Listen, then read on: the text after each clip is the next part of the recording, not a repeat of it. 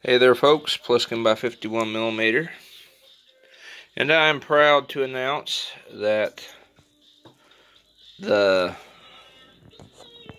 project to put the M1A loaded in the wood stock turned out to be a success. As you all can see, we got the NBS trigger group to work. All we had to do is go out into the garage and squeeze those trigger hooks for the receiver. Squeezed them back in and it let it go back and get enough clearance to go up into the stock and, lock the action down. So the M1A is now rocking the new wood stock, and we even went a step further and put a rubber buttstock on it. That was easy. All we had to do is just drill a hole in the stock back here, because these rubber stock pads that are on the M1As have a plastic tube in the front right here. This is the M1A's old stock. The M1A loaded old stock. They have like a little plastic tube that goes up into the stock like this. And these wood stocks don't have that. So what me and my dad did is we drilled a hole out. A tiny hole, just so this rubber butt pad will fit on the wood stock. So now I've got an M1A with a wood stock with a rubber butt pad. So that way the recoil doesn't beat my shoulder.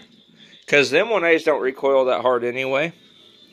But I wasn't going to put a steel butt plate on that. Because, people are like, oh, it'd be historically accurate. Nah, screw that. I'm going to get it close with the look of an old Vietnam era M14 with a wood stock. It's almost kind of like M21 profile, though, with how beefy this wood stock is back here. I'll let y'all see it from this side. It's looking pretty. But I get it close and then I took the synthetic rubber butt pad off of the NBS stock. And I took the sling swivel from the NBS stock and put on here on the wood stock for the loaded. And then I took the Vikings Tactic sling that I had on the loaded's old stock, or camo stock, and the butt pad, or cheek riser, and put on the wood stock as well. So I cannibalized two M1A stocks to make the wood stock functional the way that I wanted it. So it's looking good, looking really good. Can't wait to get it out to the range, because this thing is solid. Like, I don't think videos could ever describe how solid that thing, the action locks down in the stock for this. It's crazy.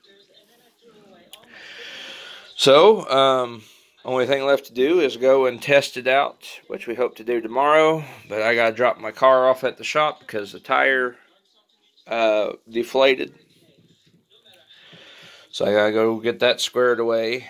We'll go to the range tomorrow, but first things first, tomorrow I gotta take my car to the auto parts place, to the tire mechanic. My uncle works there, but I think Tire Mart's what it's called. I can't remember. The name escapes me right now, but I gotta go get my car worked on. But I'll be going to the range tomorrow as well, so that's how that goes. My NBS stock decided to go sideways. I also had the jerry rig a magnifying glass system over here, because I've been working on my finger for the last few hours. You can see there, big hole in it. Had a piece of steel wire in it from the tire, because the tire was all ripped up on one side, and I rubbed it, and a piece of that steel broke off in my finger. I think I took care of the issue. But yes, the M1A loaded is now in the wood stock. So we'll be taking that bad boy out tomorrow to test it. And on top of that, the M1A Scout Squad still has a trigger group in it, so we'll be taking it out and shooting it too. Got some Lapua ammo. I'm going to run through both of them, see how well it groups. So anyway, guys, it's been Pluskin by 51mm. I'll catch you all in the next video. Peace.